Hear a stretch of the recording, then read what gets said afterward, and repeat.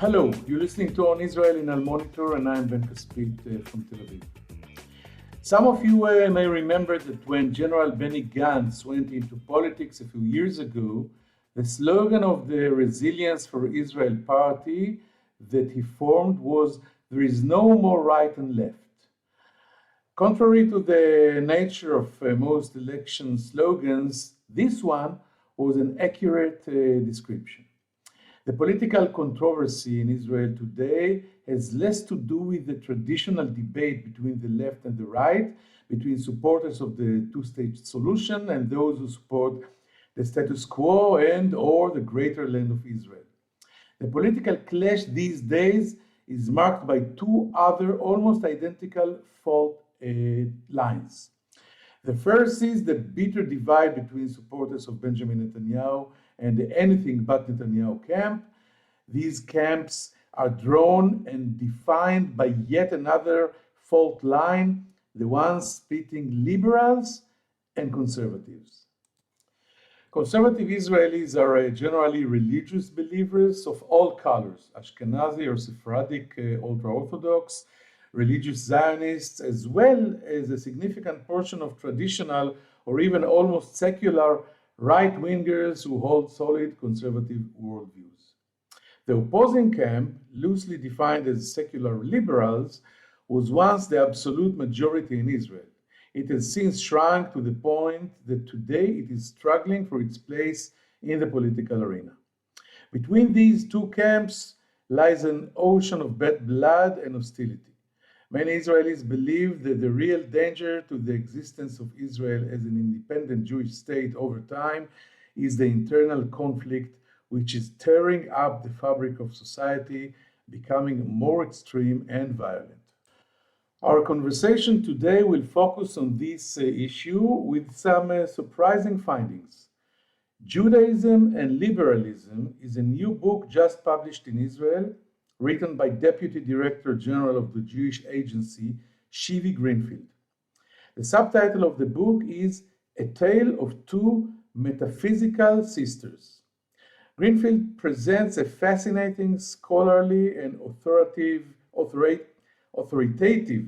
thesis according to which the gaping chasm between the Jewish religion and the principles of modern Western liberalism is much smaller than we think.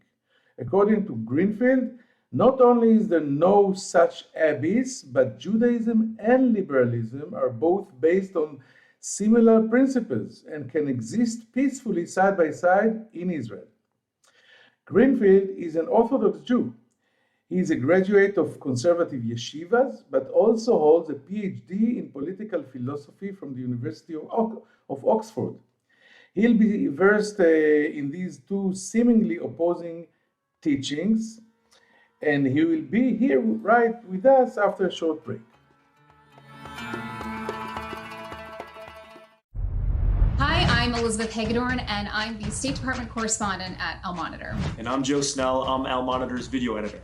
Let's admit it, this past year has been difficult to stay on top of the news and sift through what's accurate and what's misleading.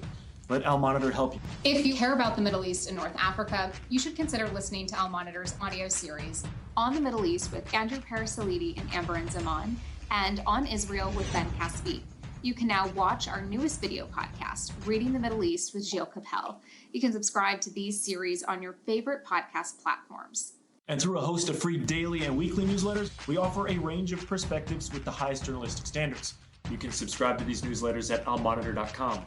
As an award-winning media service headquartered in Washington, D.C., Al Monitor has a network of over 160 contributors around the world.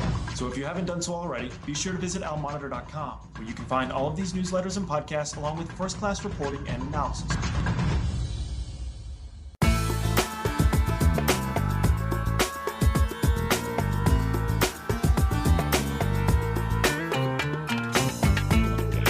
Now I'm glad to say hello and shalom to my friend and colleague, Dr. Shivi Greenfield, author of Judaism and Liberalism. Shalom, Shivi, and thank you for joining us here in On Israel in Al Monitor. Thank you. Great being here. Okay, we're celebrating now in Israel what we call the Hebrew week book or something like this. I don't know how to translate Shvua Sefer HaIvri to English. This week has become a month, and we celebrate all the new books and the fact that we're still reading books here in Israel, and yours is out as well. And I wish it a lot of success. I started reading it. It's fascinating. But you're actually trying to fight an oxymoron, because I'm sure you're aware of the fact that Israeli commentators and experts increasingly see the current political divide as being essentially between conservatives and liberals, the religious and the secular. And you, on the other hand, present an opposing thesis. What is your view it based on? We know that separates these two schools of thought. We know what separates it. Can you explain where you see the commonalities between the principles of Judaism and the principles of liberalism?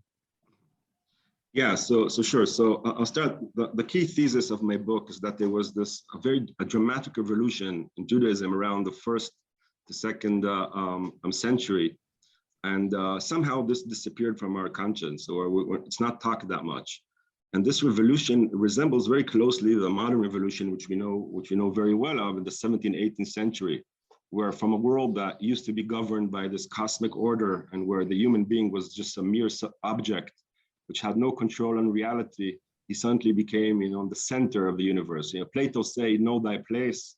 Wherever you were born, that's where you need to be, lead your life. And liberalism came and said, no, human beings have rights. They are the center. They are those who create reality. That was, Kant's famous axiom in the Critique of Pure Reason, that the mind constructs reality. And what happened in the first and second centuries is Chazal, the sages, led a very, very similar revolution. They said, essentially, the Pasuk says, Lo b'shamayim, it's not in the sky.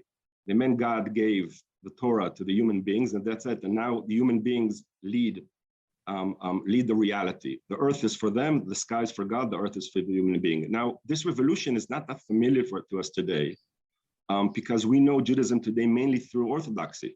And since the 19th century, the orthodoxy, the kind of more what we call today the religious kind of orthodox, are working relentlessly kind of to make it disappear and some kind resume the old order, the order where that used to be before this revolution takes place. And in this regard, going now to your question, Ben, I'm not sure that this distinction between liberalism and conservatism is accurate in the Israeli context. The Israeli conservatism is not a classic conservatism of the sort, Edmund Burke developed in Britain and so on. It was adopted, I think, mainly, as is almost from American conservatism, kind of it's a patch on a patch, as a counter kind of view to the liberal stance, which has been characteristics of Israeli society since it was formed. I mean, it's not coincidental that Jews in the United States always, until very recently, 90% of them voted Democrats. I mean, the Jews were hardly ever part of conservative party anywhere, and in Israel it was also to a large extent the same thing. Even the Israeli right, of Menachem Begin, was liberal much more than it was conservative, and I think that's part of this is the point. I did not plan to ask about it, but this is exactly the point, because right now in Israel, if you'll have an American election here, it will be 90% Republicans. While when the state was established in the first, I think, 3 or 4 decades, were the opposite. Something dramatic happened here, but let me try to understand the first stage of our conversation. You're basically saying that the original Judaism, the one of the more lenient Beit Hillel school, is actually an early incarnation of Western liberalism. And so I want to ask, when exactly did this change? What happened that brought the other option, the Beit Shammai option, to power? And this is what we see now. It's not only Beit Shammai, it is becoming more and more extreme by the day, by the week, by the year. They hire the wall that separates the Orthodox from liberalism and Western civilization higher and higher. What happened there? Yeah, so I will say that just to give an example about the similarities, to say there was for Chazal, the transformation, the revolution that took place in the first century, what I define as Beit Hillel, was to put the individual as coming before anything else. So, for example, in conservatism, the community, the society, the family, the values come before the individual, and there's a radical transformation taking place, which I'll just give you an example from a very, very interesting deliberation on the halacha that illustrates this very clearly and shows kind of the transformation that took place. It gives an example. If you're on the road and then suddenly you're walking to Jerusalem to the temple, and suddenly there's a band of robbers that attacks you and says, if you don't hand us one of you, we're going to be killing all of you. And then there's a series of deliberations where the outcome is a clear statement that says, not even if all of them will be killed, you will never betray, you never hand out anyone to be killed, because no one's blood is redder than the others. I mean, every individual is a world unto itself.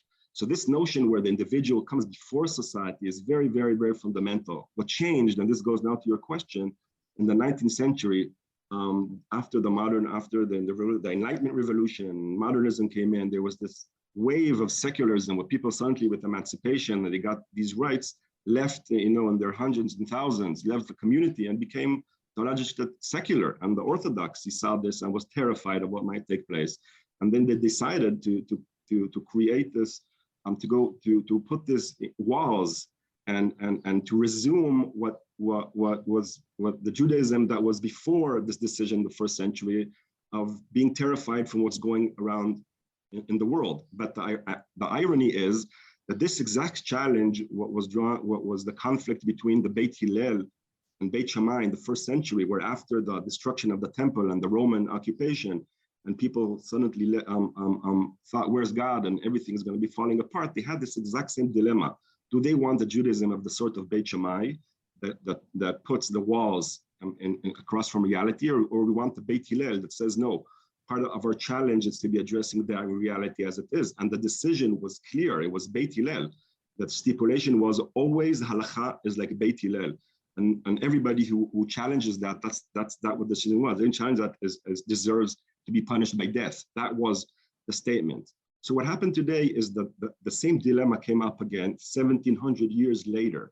And the Orthodoxy that was terrified decided to take what might be the easy path and say, no, let's shy away from the world. Let's put walls. Let's decide that we don't want anything to do with modernity. And that's how this transformation took place. And for us, the irony is that because we know today Judaism mostly through Orthodox.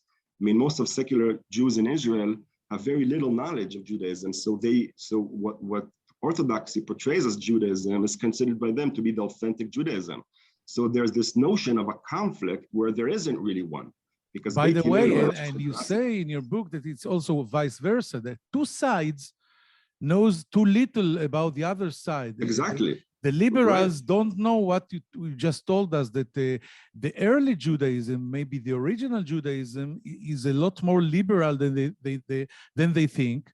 And the Orthodox you just mentioned, by the way, it's not only the Orthodox, even, what we call the religious Zionists that were used to be a lot lighter and a lot more pragmatic, and we try to define them as the bridge between the Orthodox and the secular.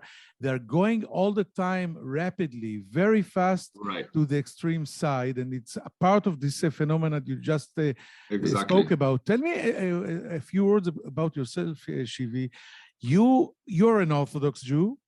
Yeah. You studied and stayed in many hardcore Orthodox yeshivas, and then you moved to the other side. Give us some details. Yeah, so I was born into, my mother comes from an ultra-Orthodox background, from a Haredi background, and so I was born into a house, but she she always and continues to be a very strong liberal, which is very, very rare and unique in the Orthodox community. So I studied all my life until I was the age of 23. I had no interaction whatsoever. I was in the army in a religious troop, in the paratroopers, but I didn't have almost any interactions with secular. And university was the first time I really had interaction. And I grew up with a very strong religious background, but also with a very strong liberal one. And I realized that for both sides I've been encountering, my religious friends and family, and my liberal friends now in university, nobody was able to hold this idea that there can be someone who holds them both. And part of the issue is that the Orthodox just kind of assume as granted that the Judaism as they understand it today is the authentic one from ever, and liberals have very little knowledge of what Judaism says aside of what Orthodox tell them it says. So definitely that's the major challenge this book tries to address, is to say, look, here's the knowledge. I mean, see what Judaism really is, judge it on your own. It's okay to be conservative, to be ultra-Orthodox, but also know that Judaism is not just like one cloth, like we see one version. What you say actually exactly. is we see one version, unfortunately the most extreme one right now in our front the desk. But this is not the whole picture. So look, let's try to translate your theory to reality. Over 100,000 people took part this past weekend in the Pride Parade in Tel Aviv. People came from all over the world to the city that many regard as one of the world's LGBT capitals, and turned the event into a huge show of extroverted liberalism. How do you sell this to the millions of ultra-Orthodox and religious people in Israel, the vast majority of whom see such events as a perverted pagan ritual? So this is an excellent kind of example for something what I would call even a pathology of Orthodoxy today. So the gay right, even if it says in the Torah that gay relationships are prohibited, it's like one of many other prohibitions that that exist there, like that many Israelis today do not keep. There's an issue here specifically that is focused on it. It's because I think this anything that has to do with sexuality is becoming an obsession, kind of representing the liberalism and what you say metiranut, which being kind of permissive. And the real issue, and this is why I also write in the book about Beit Hillel. Beit Hillel in their days had to deal with very similar challenges of understanding suddenly that what was said in the Torah just isn't practical to today's life for all sorts of reasons. And they were able to devise kind of halacha solutions to many different challenges. And for sure, if Beit Hillel had to deal with this today, knowing today that this kind of sexual orientation is not something that is just you choose, it's something that has to do with kind of your identity, no doubt in my view that they would find a solution to it. My thought is that the reason why there's so much obsession in the Orthodoxy today with anything having to do with sexuality and with gay rights is because it relates to sex, not because it relates to something that is prohibited. There are many things prohibited that they're not obsessed about it in that way. So I think part of the issue is not knowing how halakha can solve things that are inherent to our reality and trying just to fed them away and say they'll disappear. I'll give another example because we succeeded so much in the first one. Over the weekend, an argument developed on Twitter between a father whose daughter serves in the army and was promoted, but unlike her two male colleagues whose stripes were pinned on them by their male commanders, in her case, they had to find a female soldier to pin her because both commanders are religious and would not touch a woman who is not their wife. How do you see this seemingly trivial incident, which actually reflects a much wider and more problematic divide? Exactly. So this is a classic example. The reason why, in principle, they weren't allowed to do it is because when a woman is in her period, according already to the Torah, there's some kind of restrictions that you need to keep. But these restrictions in the Torah and through the Talmud, they amount up to 5. Today, there are hundreds and thousands. What the halakha did over the past 200 years is to take this very specific restriction, aiming to make sure that wife and husband do not have sex during the period, and just applied it across the board and everything having to do with relations between the sexes, again, in order to avoid and to minimize any interaction whatsoever. So this is a classic example of how something was taken out of proportion in order to protect, in order to create this kind of wall. And the fact that today even religious Zionists are playing along with it, it just demonstrates how this fear from liberalism and from modernity shapes all the ways of life. If this, the trajectory is that in 10 and 20 years, exactly like ultra-Orthodox today, also Zionists won't be willing to, share buses with women, won't be willing to do many things with women, because this never ends, this kind of extreme of fighting, of trying to escape this inclusiveness of liberalism and of Beit Hillel. I have to say that the whole issue is fascinating for us in Israel. I think for anybody that is interested in liberalism versus theological and religious concepts, etc. And let's summarize something here. Let's actually, in your book, talk about the fact that Judaism and liberalism have common genetics, and both are based on almost identical metaphysical assumptions. So how did these two sisters, as you maybe even twins, as you call them, grow so far apart? Obviously, siblings can be radically different despite their shared genetics, and yet it's impossible not to see the huge chasm that has opened up between the two camps or sisters, especially in Israel and Israeli politics as well.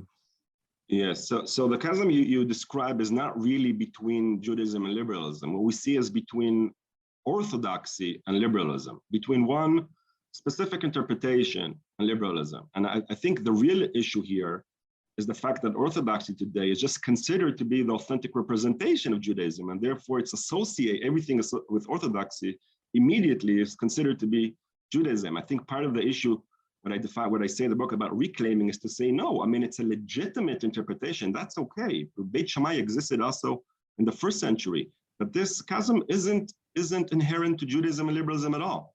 And the original, the real stance, the one that was accepted for halacha for 1700 years, was completely aligned. So if we go back to Beit Hillel, we see they are still very close to each other. Major important differences, but there are two different worldviews in many, many different ways. But the moral principles that govern them are very, very similar, almost identical, I would say. And that's what I try to demonstrate in the book. Yes, and as I said, I'm reading it, and I want to ask you about this process. I see now a question that's already been spoke about, the process of thousands of years, the transition between the Beit Hillel concept, which characterized Judaism in an earlier period, and the Beit Shammai concept that characterizes Orthodoxy today. And we also noted that not only the many ultra-Orthodox constantly radicalizing, rising the wall of isolation around them, this trend is also happening in religious Zionism. We just said it, which is ostensibly less strict. And but I want to ask you, is it reversible? Can someone come and change it? Are we talking here about an historic movement to one side and then to the other side? We see it all over history in all the cases and issues. Do you expect 500 years from now Beit Hillel to come back? What has to happen? And I think I'm nominating you now to a prophet. What has to happen politically, religiously, whatever, in order to see the other side as well? Yeah, so I really hope we don't have to wait for 500 years. I really think it can happen now, and it's totally reversible. Jews have always demonstrated that everything is reversible. Nothing is a miracle, and everything is possible. I think the real issue, as I said before, is to have this kind of reclaim. I mean, Beit Hillel dealt with this issue 2,000 years ago, and it had the courage to say, well, we could choose the path of escaping from the world, but we're not choosing it.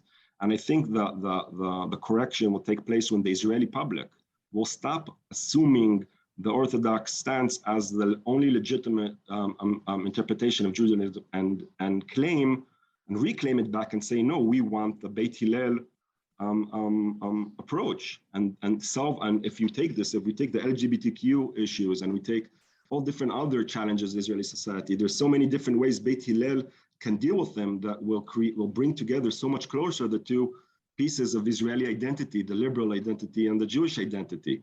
So part of my purpose in writing this book was to equip Israelis with the knowledge to fight back, to say, we love Judaism. It's not something that we put far away. It's not something that we want to hide, but we don't need to submit to kind of interpretations that are not necessarily and are definitely not were accepted to be the traditional Judaism. So if you ask me if this would happen, if there were going to be a reclaim of secular Jews who love their Judaism and say, this is the kind of Judaism we want, that can change immediately, because the vast majority, I think, of Israelis today, and also the Jews themselves, Beit Hillel is a very powerful force within their identity. They are Beit Hillel. They just don't know, they don't articulate it in their daily actions. I'll just say, if you ask today someone from a religious Zionist or Orthodox, who are they, Beit Hillel or Beit Shammai? Not even one of them will say Beit Shammai, because it was so strongly accepted that Beit Hillel is halacha. But the fact is they are, and I think part of the transformation is understanding this and accepting that if we want to be Beit Hillel, we have to act differently. I'm enjoying this conversation a lot. I want to know, because I also learned from it. By the way, do you plan to translate the book into English, for example? You have I would love to. 6 or 7 million Jews in the United States of America. Most of them are liberals. They will love to read it. Yeah, I wrote it because Israel needs to make a real deep decision on its identity. But I would love to translate it. Of course, it's relevant for the deliberation in general between Judaism and liberalism, and for sure for my work in the Jewish Agency, trying to make the case why being Jew today, even if you're not in Israel, why it matters to be part of the Jewish people. This notion that liberalism is part of your identity and Judaism and the same, and you don't have to make compromises between them, is very, very important. So yeah, I would love to at some point in the future to translate it. Finally, I did not plan this question as well, but talking about the United States and Israel, I think you are aware of the fact that in the United States, the second largest Jewish population in the world, I think after Israel passed, yes, I think we have 7 million. And the vast majority of American Jews are liberal. Can you cut it for me? Do you have an assumption how many in percentage of the American Jewry are liberals and how many are conservatives? By and large, it's close to something 80+% voted for 80-20, 80-20. Yeah. And on the other hand, in Israel, I'm not sure I think, let's say roughly, that we are 50-50 in a good day. I'm not counting the Israeli Arabs now, that they're conservative. If I'm counting I think it's even 40-60 against. It's not only secular, because we have a lot of secular Israelis that are not liberal, they are conservative. So how do you explain this picture? It's so, why here we don't have a majority to liberals, and in the United States we have?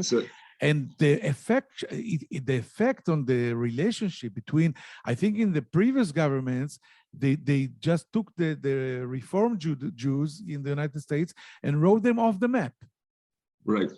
So if you ask me, look, this is a big question, because it has also to do with the reason why religious Zionists are anti-liberal. I think the issue is not that they're conservative. I think a major issue has to do with the two-state solution, with their objection to what they call Western culture. So this is kind of much more nuanced than I really don't believe they're conservative in their deep worldview. What they are is like in Trump's kind of supporters, much more than they're conservative, they were this what they saw progressivism. I think that very similar things taking place here. liberalism as such is still a very deep, I think, intuitive to Israelis than American conservatism is. Even though there's now definitely kind of trying to create a more coherent philosophy of conservatism in Israel, but still, I think it's a very beginning, and most Israelis who are conservative, so to speak, are conservatives because they're terrified from liberalism, from the left liberalism, not from liberalism itself. Dr. Shivi Greenfield, it was really fascinating. I wish you success with the book. Thank you very much. I pledge you to translate it to English.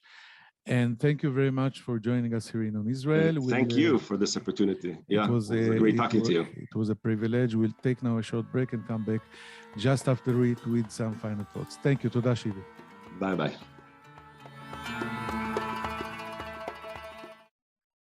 Hello, I'm Gilles Kepel, professor at Sciences Po and Normal Sup in Paris, and author of a number of books and articles on the Middle East. Through my new podcast, Reading the Middle East, on the award-winning media service and Monitor, we will take a deep dive into the trends in the region with the authors and thought leaders who are shaping how we think about the Middle East. Reading the Middle East will be a fantastic addition to Al Monitor's outstanding podcast lineup, including On the Middle East with Andrew Paraziliti and Amber Zaman, and On Israel with Ben Caspit. You can subscribe on your favorite listening platforms. We look forward to your joining our conversation.